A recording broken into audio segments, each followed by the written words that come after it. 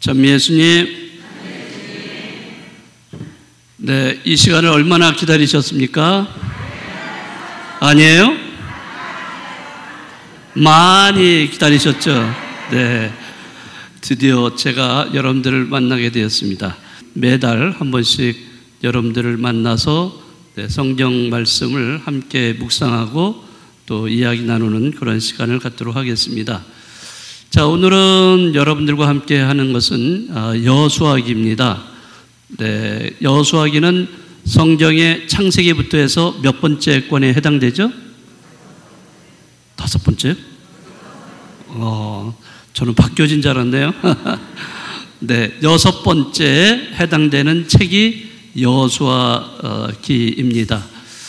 자, 오늘 여수아기 그렇게 어려운 내용은 아니고요. 여러분들이 성경을 다 읽으셨으면은 어느 정도 이해를 충분히 하셨을 거라고 생각을 합니다.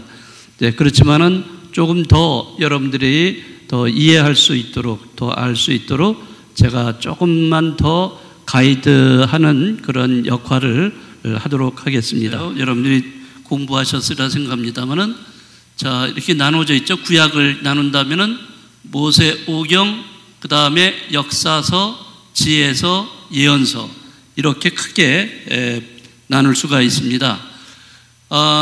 이제 지금까지 여러분들이 공부하신 것은 여기 모세오경을 공부하셨고요. 이제 오늘부터는 역사서에 대한 책들을 이제 시작을 할 겁니다. 그리고 또 여러분들이 나중에 지혜서 또 예언서 각각 다 공부하실 텐데요. 상당히 많은 양이죠. 이거 전부 다 합치면 몇 권이죠? 네? 46권입니다. 자, 그러면은 성경 전체는 몇 권이에요? 73권. 그러면 신약은 몇 권이죠? 네네. 아주 잘 아시네요. 네. 73국의 4627입니다. 바로 천국의 전화번호입니다. 네. 그래요. 여기 나온 대로 전부 다 합치면 46권이 구약에 해당되는 책들입니다. 자, 구약을 이렇게 나누는데요. 네, 물론 신약도 이렇게 나눌 수 있지만은, 네, 모세오경, 역사서, 네, 지혜서, 예언서. 근데 모세오경이나 역사서, 이 모세오경을 이쪽으로 편입시키는 경우도 있고, 네, 아니면은 여수아를 이쪽으로 편입을 시켜서 함께 이렇게 바라보는 경우도 있고요. 학자마다 조금씩 다르게 나타나고 있습니다. 네, 자, 보시면은 구약의 역사서를 한번 이제 여러분들이 공부할 차례가 되는데요. 자, 역사서는 자, 이렇게 네 가지 종류가 있어요. 네 가지 종류. 그래서 하나는 육경이라고도 하는데, 아까 보셨듯이 오경을 보통 얘기합니다. 모세 오경. 자, 그런데 어떤 학자들은 모세 육경을 얘기합니다. 네, 육경을 얘기해서 이 창세기, 탈출기, 레위기, 민수기, 신명기에다가 여수아기를 집어넣어서, 네, 왜냐하면 모세와 여수아는 밀접한 그런 관계를 맺으면서 이렇게 살아온 모습을 보여줬기 때문에 육경으로 이렇게 치기도 합니다. 자, 이것도 역사서 중에 하나고, 자, 그 다음에 또 하나 역사서는 신명기의 역사서입니다. 신명기의 역사서. 이 신명기 역사서는 여수아기, 판관기, 사무엘기, 상하권, 열왕기, 상하권, 이것이 바로 여기 신명기의 역사서에 해당이 됩니다. 자, 역대기의 역사서는 역대기, 에즈라, 느헤미야, 이 책들이 바로 여기에 속합니다. 그리고 기타 역사서는 룻기, 에스테르기, 토비서, 유디기, 또 마카베오입기, 네, 이렇게 해서 여러 역사서의 그러한 그 줄기들이 여러 줄기가 있어요. 자, 우리가 역사를 누군가가 이제 썼잖아요. 기록이 돼서 남겨서 이렇게 후대에 전해 내려온 것들, 자, 이러한 역사서들이 있는데 역사서는 딱 하나만 존재하는 건 아닙니다. 그렇죠? 여러분들이 공부하셨을 때 창세기도 마찬가지 아니에요? 예, 창세기도 그 창세기 하느님이 이 세상을 창조하시고 인간도 만드신 이러한 내용이 하나만 있어요? 아니죠. 두 개의 종류가 있어요. 그것은 어떤 그 역사를 서술하는 팀이 한 팀이 있는가 하면 또 다른 시대에 또 다른 역사팀이 또 있는 거예요. 그러니까 그 시대별로 다 있는 건 아니지만은 그래도 이 시대를 달리해서 그런 역사를 다른 관점에서, 다른 관점에서 역사를 바라보고 기록한 그러한 책들이 있다는 거죠. 그래서 여러 가지 이러한 역사, 구약도 여러 개의 역사서가 있는 겁니다. 그래서 전체적인 구약을 관통하는 전체적인 내용이 무언지는 우리가 핵심은 알아요. 하느님이 모든 것을 다 주관해 주시고 하느님이 이끌어 주시고 그렇게 해서 이스라엘 백성과의 관계 속에서 구약이 쭉 이렇게 내려왔다는 것, 이런 기본적인 토대는 같은 거지만은 그러나 이거를 바라보고 해석하는 입장들이 시대마다 또 다른 거예요. 왜 시대마다 다를까요?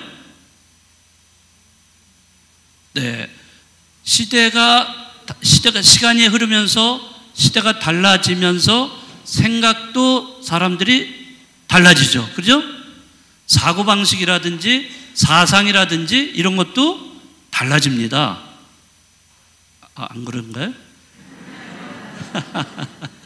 한 인간도 젊었을 때 생각과 또 나이 먹어서의 생각이 또 다르잖아요. 인생의 전반부와 인생의 후반부 이렇게 보통 나누어서 그 한 인물을 평가하기도 합니다. 역시 구약의 역사를 서술했던 그런 역사가들 이름은 알 수가 없어요. 거의 성경에서는 자기 이름을 드러내지 않기 때문에 역사가들이 누군지는 모르지만은 그런 팀들이 있어요. 팀. 혼자가 아니라 그런 팀들이 있어요. 그런 팀들이 이 시대에 이렇게 나타나고 또 다른 시대에는 또 다른 팀이 나타나고 그러면서 역사를 바라보는 관점이 다 조금씩 다른 겁니다. 자, 그래서 이렇게 4개 구약을 역사서를 따진다면 4가지 종류의 역사서가 존재한다는 거예요.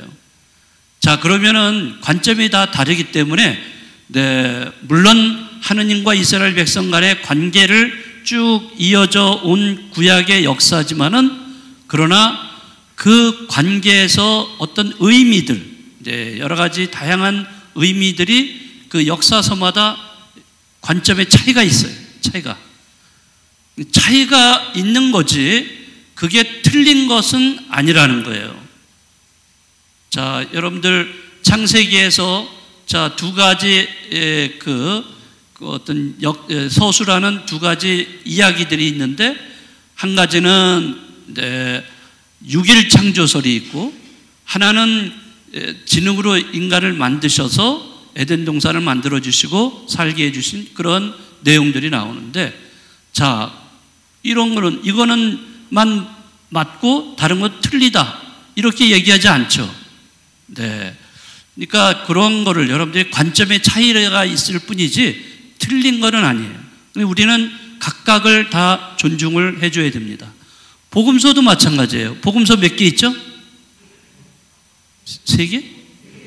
4개죠. 4개의 복음서가 있어요. 여기에 핵심 인물은 누구예요? 예수님이죠. 그렇죠? 예수님인데 왜 복음서 하나만 있으면 되지? 왜 여러 개가 있어요? 시대마다 달라. 그 공동체, 신앙의 공동체가 형성되고 그 공동체 안에서 신앙생활하는 사람들이 이렇게 생겨나면서 그때마다 관점이 좀 달라. 예, 강조하는 것도 다르고 생각하는 것도 조금씩 달라. 예, 그리고 공동체의 상황들이 다르죠. 예, 다르기 때문에 거기에 따라서 이렇게 그 복음서가 나오게 된 거예요. 그러니까 이 복음서를 잘 이해하려면, 또 여기 구약을 잘 이해하려면 이게 어디에서 나온 건지, 출처라든지 그 배경 이런 거를 아시면은요 잘 이해를 하실 수가 있습니다. 그렇지만 뭐 여러분들 그것까지 생각 안 하셔도 돼요. 골치 아파요. 골치 아파요. 예, 그러니까 열심히 성경 읽으시고 그것을 늘 묵상하시면서 자기 삶의 것으로 만드는 것이 이제 중요한 겁니다.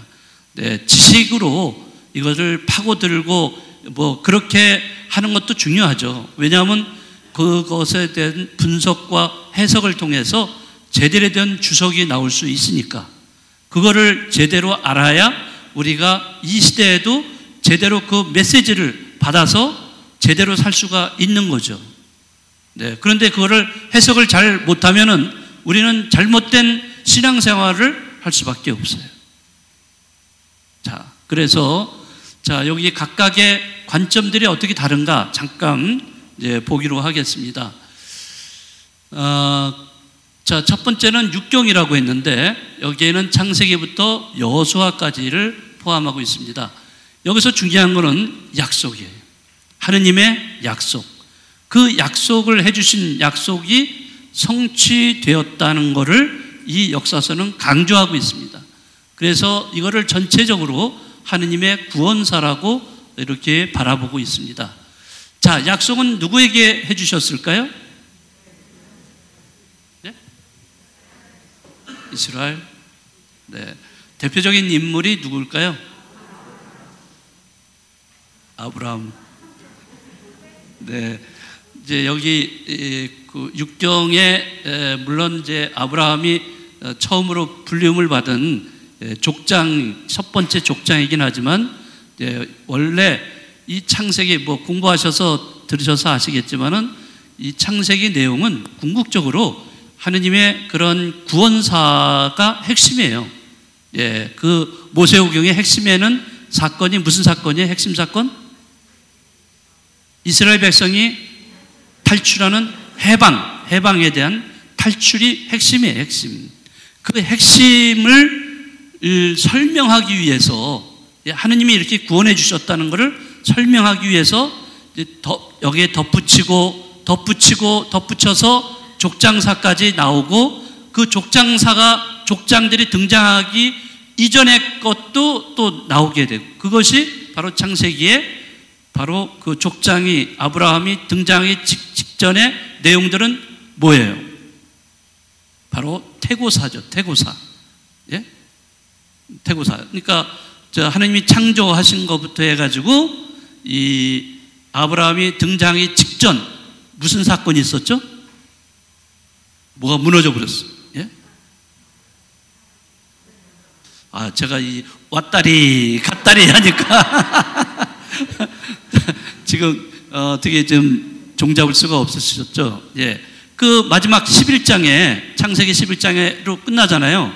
뭘로 끝나요? 무슨 사건? 막 와르르르 무너지는 뭐예요? 노아. 바벨탑 사건이에요. 바벨탑. 예, 바벨탑 사건으로 딱 끝나잖아요.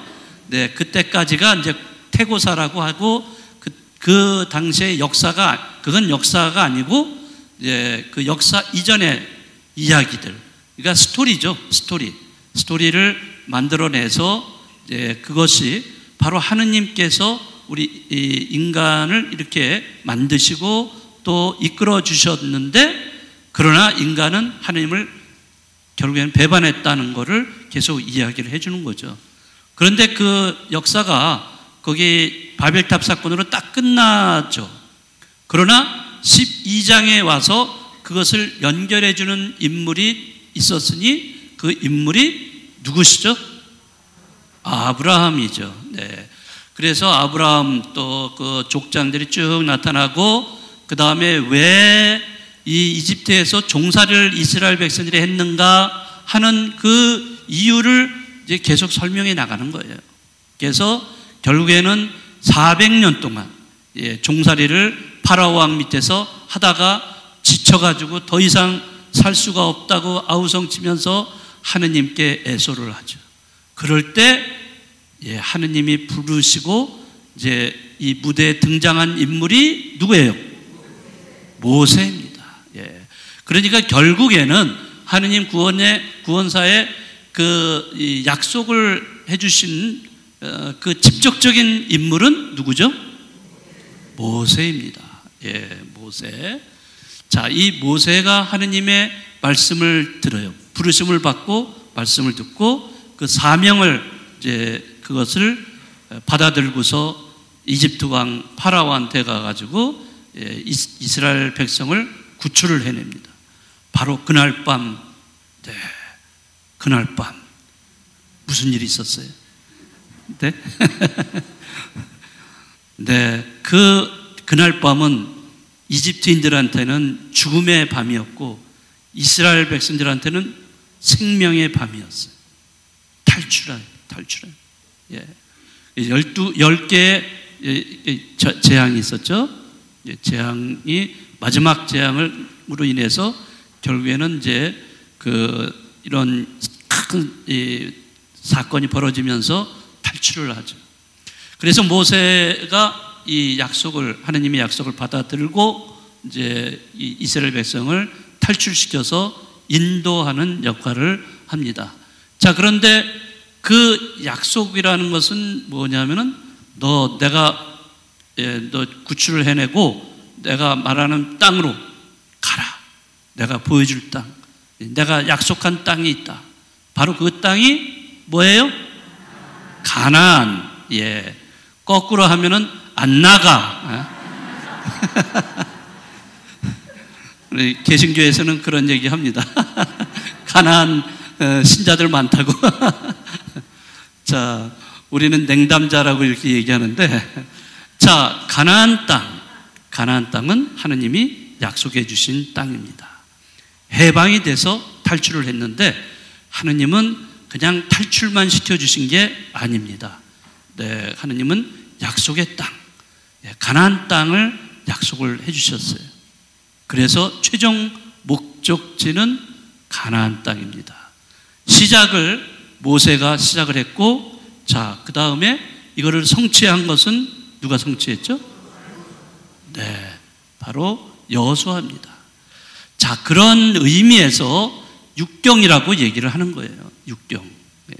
그런 식으로 이렇게 이 육경으로 얘기하는 이 역사서는 이런 점에서 이야기하고 있는 것입니다. 자, 그 다음에 이 여호수아기로 이제 들어간다면요. 그런 면에서 이 여호수아기의 요 점을 본다면은, 자, 요거는 여호수아기 21장 45절에 이런 말씀이 나옵니다. 다 같이 읽어볼까요?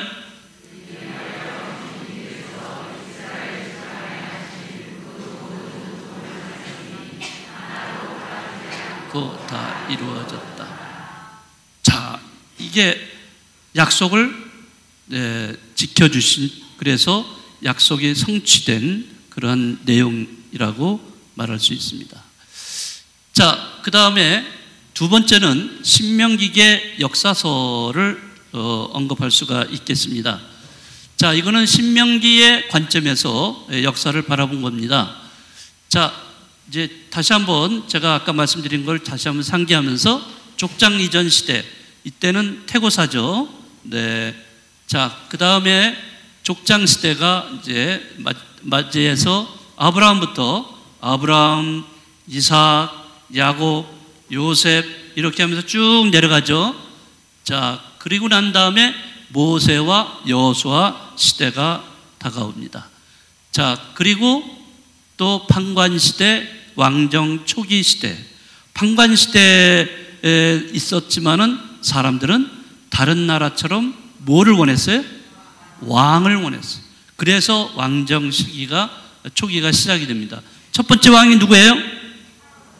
파라오?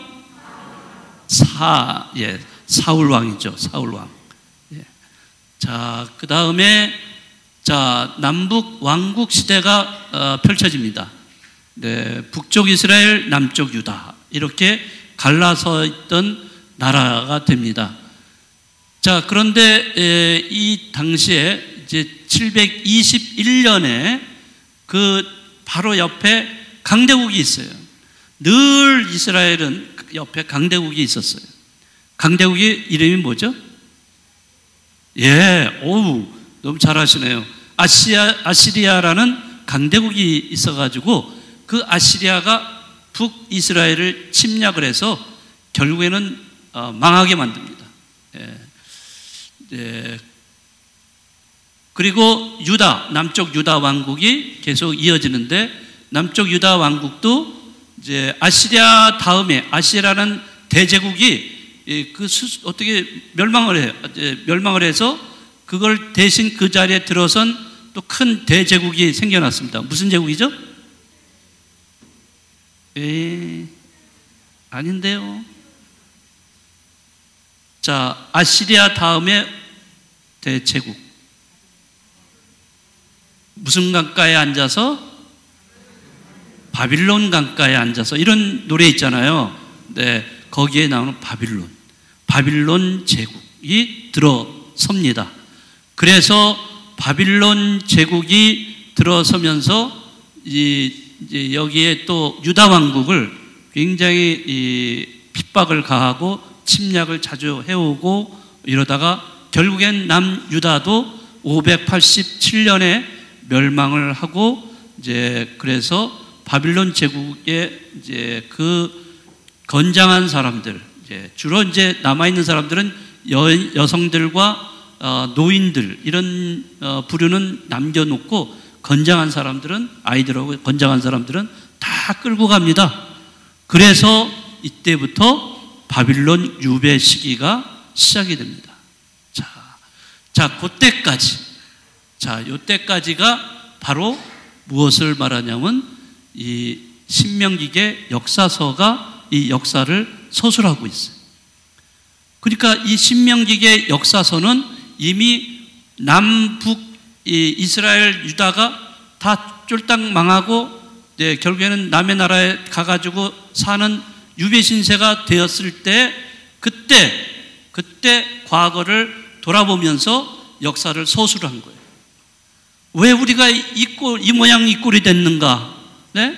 우리가 이렇게 나라 없는 서름을 겪어야 되는가? 라고 한탄하고 서러워하고 이렇게 하면서 그들은 역사를 새롭게 바라보기 시작한 거예요. 그런 면에서 신명기의 역사서가 이제 나오게 된 겁니다. 자, 그런 또 관점이 나오게 된 거죠. 자, 그 다음에 또 하나는 그래서 이제 이걸 좀 더 살펴보면은 이제 여호수아기, 판관기, 사무엘 상하권, 열왕기 상하권, 요게 전부 다 신명기의 역사서예요. 그러니까 이 일관된 역사의 관점을 관통하고 있는 책들입니다.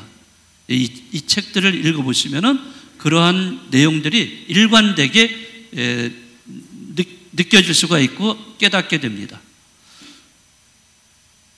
자, 여기서 이 신명기의 관점에서 특히 다윗을 어떻게 바라보냐면 굉장히 비판적인 눈으로 바라봅니다. 다윗은 죄를 많이 저질렀어요. 많은 사람들을 죽이고 자기가 죄를 저지르고 그런 면들을 많이 비판하고 또 솔로몬과 그의 아들 솔로몬 그리고 그 이후의 왕들을 많이 비판을 합니다.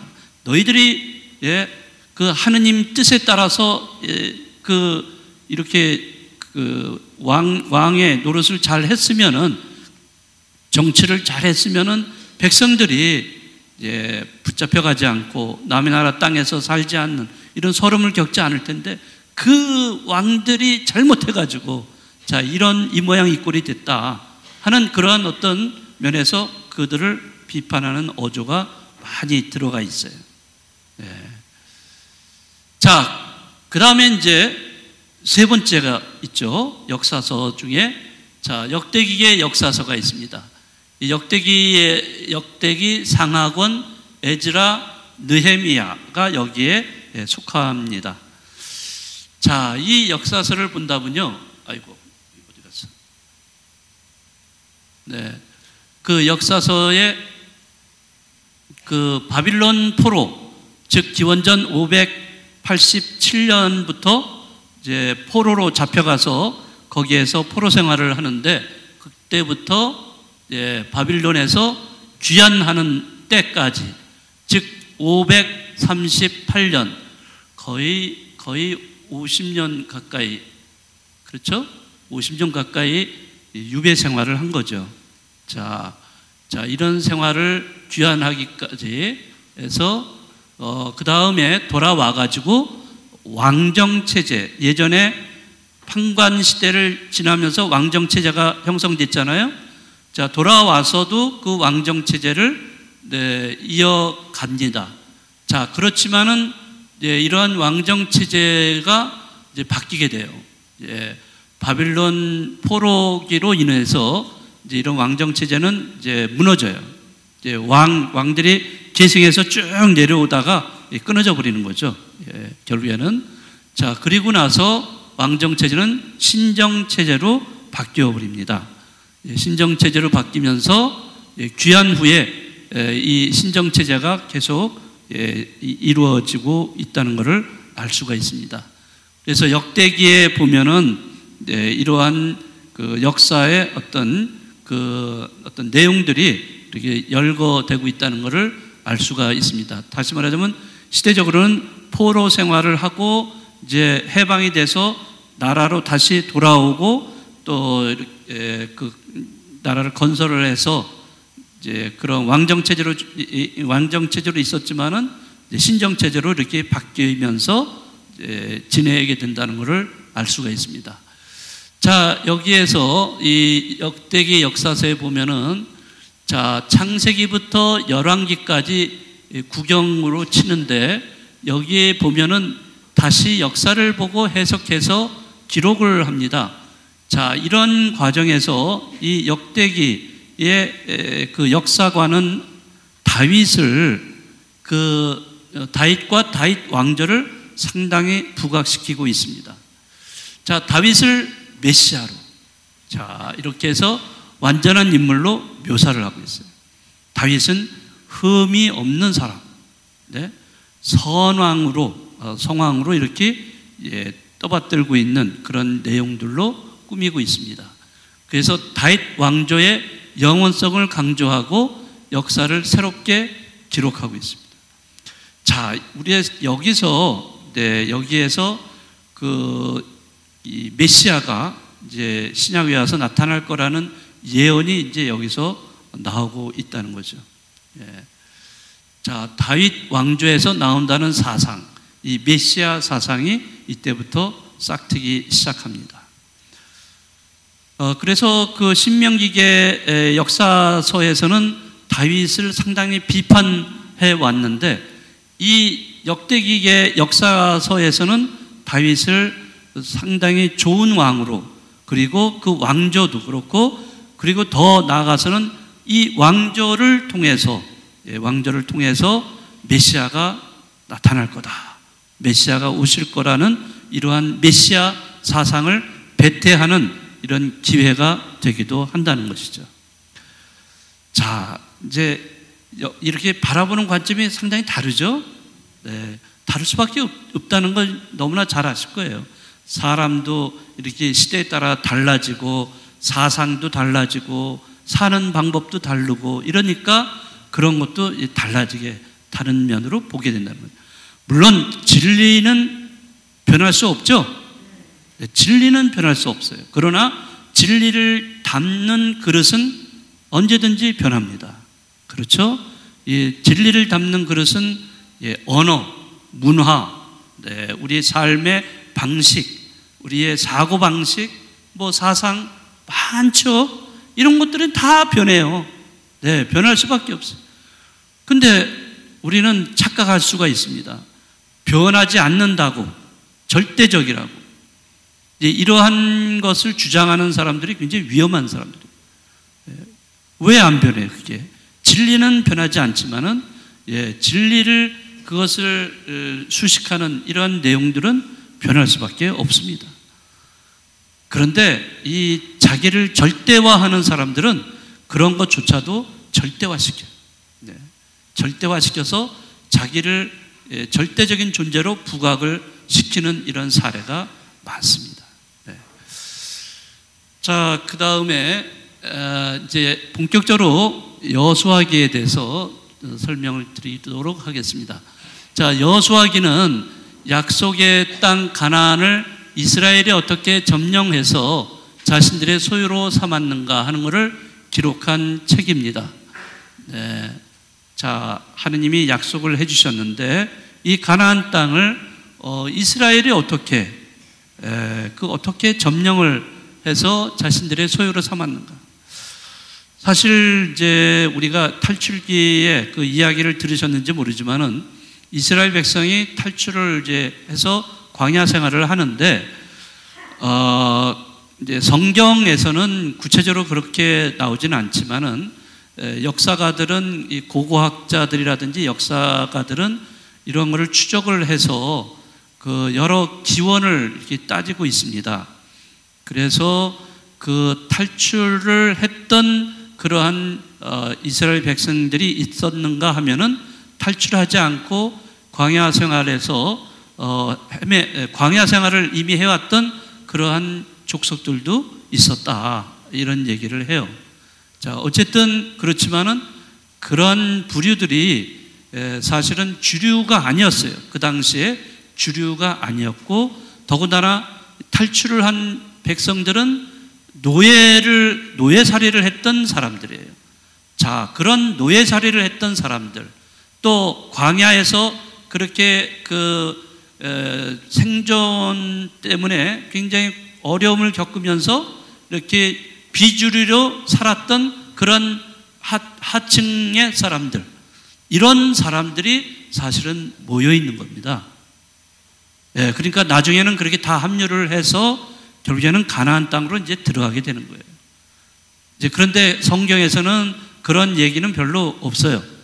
별로 없고, 다 같이 모여서 모세가 인도하는 대로 그대로 가나안 땅 근처에 와서 여호수아로 해금 이제 가나안 땅을 정복하게 만드는 그런 얘기를 하는데, 더 역사적인 사실을 덧붙인다면은 이미 이 히브리 족속들이 이미 하층민들인데, 그러한 떠돌이 사람들과 또 탈출한 사람들 이렇게 모여가지고 이제 이합집산이죠. 그러니까 그런 사람들이 모여서 이제 가나안 땅으로 들어가는데, 얼마나 모세라는 인물이 이러한 영도자로서 정말 얼마나 어려움을 겪었겠습니까? 어떤 딱 한 부류의 사람들만 끌고 다니는 것도 힘든데, 여러 부류의 사람들을 통솔을 해서 그 목적지까지 데려간다는 것은 굉장히 어려운 일이죠. 그러니까 성경에 보면은 막 어떤 때는 막 그냥 그 이스라엘 백성 중에 사람들이 모세한테 막 불평불만 늘어놓고, 우리 나 돌아가겠다, 이렇게 여기서 굶어 죽을 바에 난 돌아가겠다, 이렇게 투정을 부리고 불평불만을 늘어놓는 이런 사람들도 많았고, 또 보세요. 모세가 저기 십계명 받으러 산에 올라갔는데 그게 이제 시간이 좀 오래 걸렸죠. 그러니까 참지를 못해가지고 뭘 만들었어요? 숫송아지를 만들어가지고 그 우상을 숭배하면서 난리를 치고, 자, 이런 정말 볼 거 안 볼 거 다 겪으면서 모세는 그 백성들을 다 인도를 해온 거죠. 자, 그런데 이제 문제는 가나안 땅을 코앞에 두고서 이제 문제가 일어나는 거죠. 자, 이거를 가나안 땅을 점령을 해야 돼요. 점령을 해야 되는데, 이 가나안 땅에는 이미 이 자기네들보다도 더 세력이 센 그런 민족들이 살고 있었던 거죠. 이미 거기는 청동기를 넘어서서 철기 시대를 구가하는 뭐 그런 민족도 있고, 하여튼 굉장히 센 민족들이 이미 자리 잡고서 살고 있는 그런 곳이, 사실 그런 곳을 들어가서 그 땅을 차지한다는 것은 굉장히 힘든 거예요. 그래서 어떤 학자들은요, 조금 비판적으로 바라보는 경우도 있어요. 왜? 거기 살고 있는 사람들이 있는데 그냥 무조건 밀고 들어가가지고 그들을 다 처단해버리고, 그 보세요. 거기에 보면은 그냥 다 거기 점령을 해버리면 그 주민들 다 죽여버립니다. 애들부터 여자들 뭐 어른들까지 다 죽여요. 자, 그렇게 아주 그러한 정말 폭력적인 그런 사건들이 벌어지는 전쟁터. 자, 그런 데를 들어가서 전쟁을 일으켜가지고 그들이 원래 있었던 원주민들을 다 쫓아내고 다 죽이고 차지해버렸다는 그런 면에서는 이거 인종 청소다 뭐 이런 말까지도 나와요. 사실은 인종 청소다. 그런데 이제 우리가 이것을 역사적인 어떤 현실로만 바라본다면은 그럴 가능성도 있어요. 그런데 이 성경은 역사를 바탕으로 하긴 하지만은 중요한 것은 뭐죠? 하느님에 대한 뭐예요? 신앙이죠. 신앙. 믿음이에요. 그러한 것이 앞서기 때문에 그 신앙에 입각해서 그러한 이것이 이야기가 전개된 거지, 그런 거를 우리가 조금 생각을 하고서 이 책을 읽으셔야 된다는 거죠. 어쨌든 이스라엘이 어떻게 점령을 했는가, 그리고 자기들의 소유로 삼았는가, 이런 거를 기록한 책이라고 하겠습니다. 자, 하느님의 힘으로 매우 쉽게 가나안 땅을 정복했다는 이야기로 자리를 잡고 있습니다. 물론 쉽다라는 말은 조금 지나친 용어인지도 모르겠는데, 궁극적으로 이 땅을 차지할 수 있었던 것은 누구의 힘이에요? 하느님이에요. 하느님이 모든 걸 주관해 주신 거예요, 사실. 자, 물론 여호수아를 앞세워서 그렇게 하기는 했지만은 궁극적으로 하느님이 주관해 주신 거예요. 자, 그런 하느님이 주관해 주셨다는 것을 우리가 이 전쟁을 하면서 이렇게 보면은 다 그런 게 거기에 스며들어 있습니다. 예를 들어서 아멜렉 족속과 전투가 벌어졌는데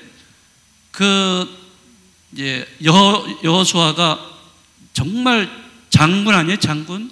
나가면은 다 그냥 이기고 항상 승리하고 돌아오고, 아멜렉 군대하고 싸움을 하다 보니까 하루 종일 벌판에서 싸우는 거예요. 근데 이스라엘 군대 가지고는 대적이 안 돼. 그런데 어떻게 하죠? 하느님은 모세를 시켜가지고 어떻게 하죠? 그 언덕 위에 올라서 가지고 어떻게 하고 있어요? 양팔을 버리게 하죠. 그래서 팔을 들어 올리게 합니다. 자, 양팔을. 그런데 양팔이 들어 올려지면은 이스라엘 군이 승리를 하고, 너무 팔이 아파서 내리면은 아멜렉 군이 이기고 막 그러는 상황이에요. 자, 그러니까 바로 옆에 아론과 또 누가 이렇게 같이 양팔을 받쳐줍니다. 받쳐주니까 이제 이스라엘이 승리를 거두게 된다는 거. 자, 이런 것이 하나의 예인데요. 모든 전쟁이 다 그렇게 돼 있어요. 하느님이 주관하시고 하느님이 이끌어 주시는 그런 면을 볼 수가 있습니다. 자, 그래서 이 책을 우리는 역사서로만 보지 말고 신학적인 책으로 봐야 된다는 것을 알 수가 있습니다. 자, 여호수아는 히브리 뜻으로 야훼는 구원자시다, 이제 이런 뜻을 갖고 있습니다. 자, 그런데 그리스 말로 여호수아는 호세아 또는 예수아라고도 불립니다. 자, 이것이 조금 더 시간이 흐르면서 예수스라고 이렇게 변형이 되고 결국에는 우리가 너무나 잘 발음하는 예수라는 그런 이름으로 이렇게 나타나고 있어요. 신약에 와서는. 그래서 예수의 근원, 이름의 근원은 여호수아, 또 호세아 이런 데 있습니다. 자, 그래서 예수라는 그 이름은요, 그 당시에 흔한 이름이었어요, 사실은. 네. 민수도 흔한 이름이죠. 네. 네. 우리 석수도 흔한 이름이죠. 석수 모르세요? 제 동생이에요. 네. 숫자 돌림이기 때문에 예수님을 우리는 믿는, 우리 예수님을 형님으로 둔 그런 가족입니다. 네. 자, 그리고 여호수아기의 구절을 본다면은 먼저 크게 나누면은 이렇게 둘로 나누는데 가나안 땅을 정복하는 과정을 보여주고 두 번째는 후반부는 지파별로 땅을 분배하는 내용이 나옵니다. 그러나 이제 마지막에 가서는 덧붙이는 글이 또 있어요. 자, 그래서 세 갈래로 이렇게 나눠지는데 가나안 땅 정복은 1장에서 12장까지가 정복하는 내용이에요. 싸우고 전투를 벌이고 땅을 차지하는 그런 내용들. 자, 그래서 5장까지는 지침과 준비 과정을 나타내고 있고 5장부터 12장까지는 정복 전쟁. 이것을 드러내고 있습니다. 그 다음에 13장부터 22장은 땅을 어떻게 분배하는지 각각의 지파, 몇 개의 지파죠? 12지파가 있죠. 그래서 12지파에 골고루 땅을 분배하는 내용이 나옵니다. 자, 그리고 이제 마지막에 가서는 도피 성읍이라는 게 있어요. 그래서 이거는 굉장히 독특한 거죠. 그 도피는 그 살인자들, 이런 사람들이 그 죽음을 당하지 않기 위해서 이 도피성을 만들어주는 거죠. 자, 이거는 이제 하느님께서 누구에게 표시를 해줬죠? 최초의 살인자 누구예요? 카인이죠. 카인이 그 하느님한테 그렇게 애원하죠. 자기가 동생을 죽였는데 내가 그 다른 곳으로 가면은 사람들이 나를 알아보고 나를 죽일지도 모릅니다 라고 하니까 하느님이 그에게 이마에 표시를 해줍니다.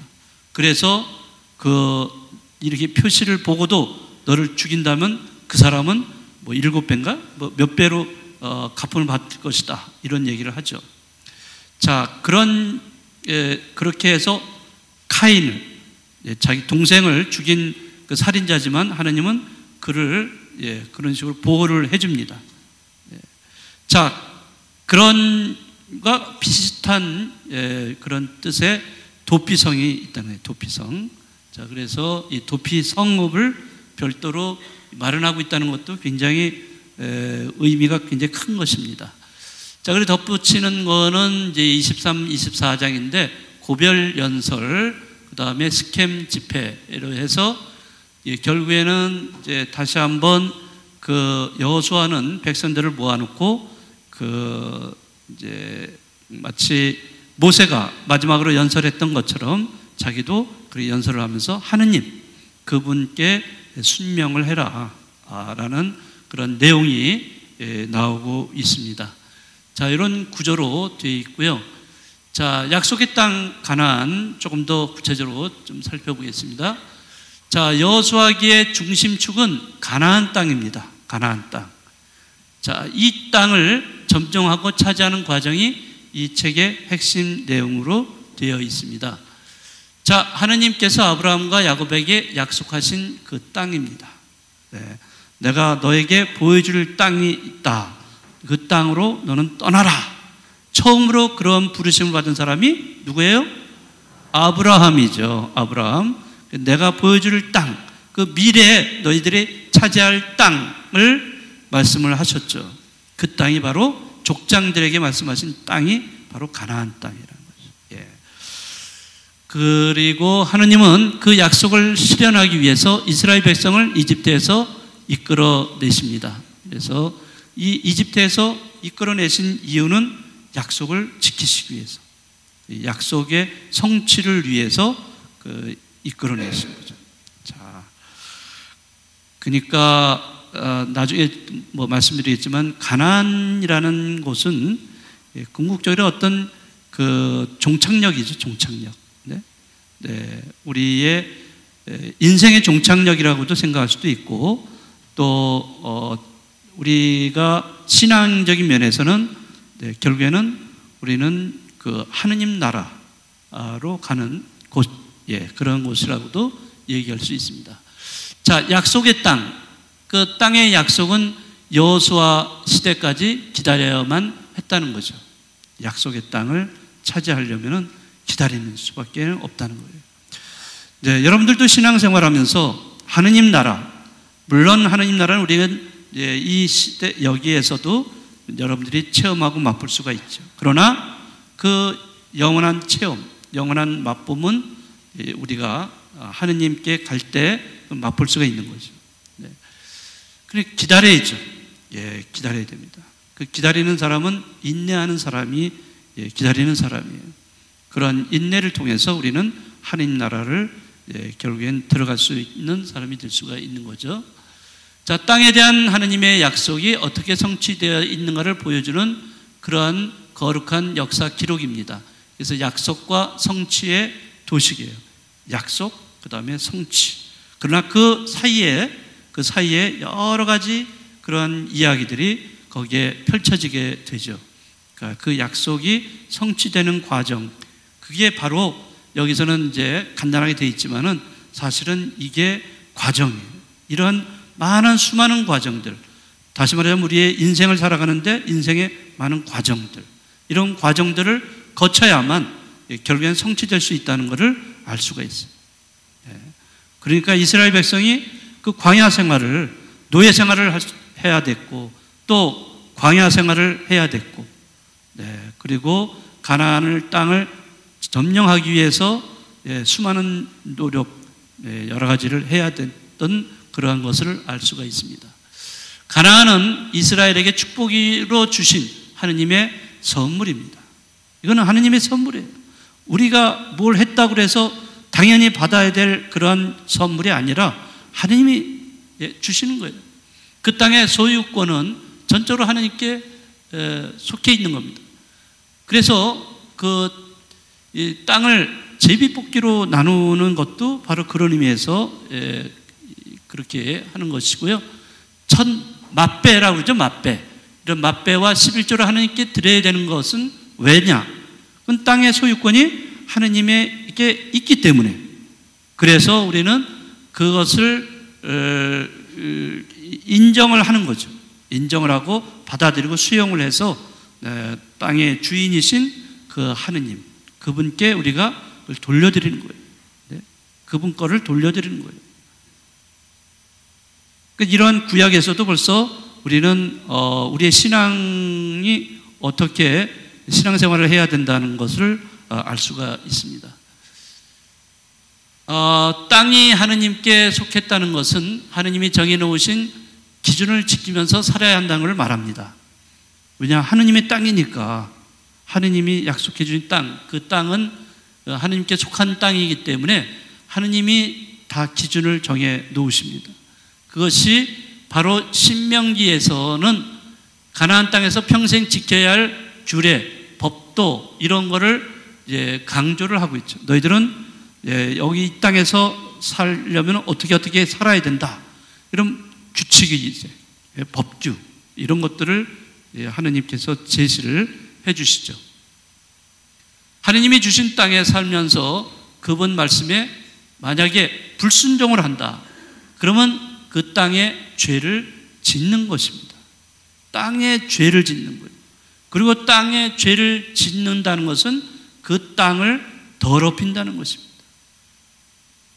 그러니까 이 땅하고 하느님 또 우리 이 이스라엘 백성 이 관계가 굉장히 밀접한 거예요. 땅이 매개가 되고 있는 거예요. 땅이 매개가 되고 하느님과 우리 사이에, 이스라엘 백성과 하느님 사이에 매개가 된 것이 땅이라는 거예요. 그러니까 구약을 관통하는 핵심적인 단어 중에 하나가 땅이에요. 땅. 예. 요즘은 땅을 사가지고 그런 건 아니겠지만은 어쨌든 이 성경에서 구약에 관통되는, 제가 지난번에도 한번 말씀드렸지만 몇 가지 핵심적인 단어들이 있어요. 땅이 있고, 그 다음에 뭐가 있죠? 모르세요? 광야라는 거. 네, 이거는 관통되는 거고, 또 후손도 그렇습니다. 아브라함에게 약속한 거죠. 아브라함이 약속하신 두 가지 약속을 하셨죠. 하나는 땅에 대한 거, 또 하나는 자손. 두 가지.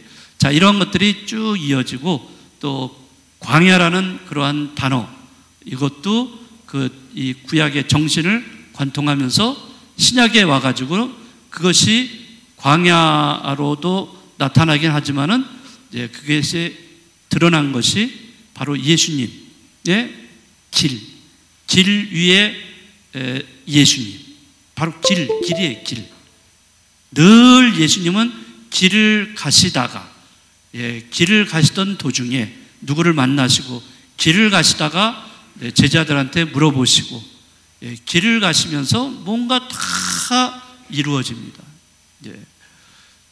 우리도 인생은 길 위의 인생이에요. 네?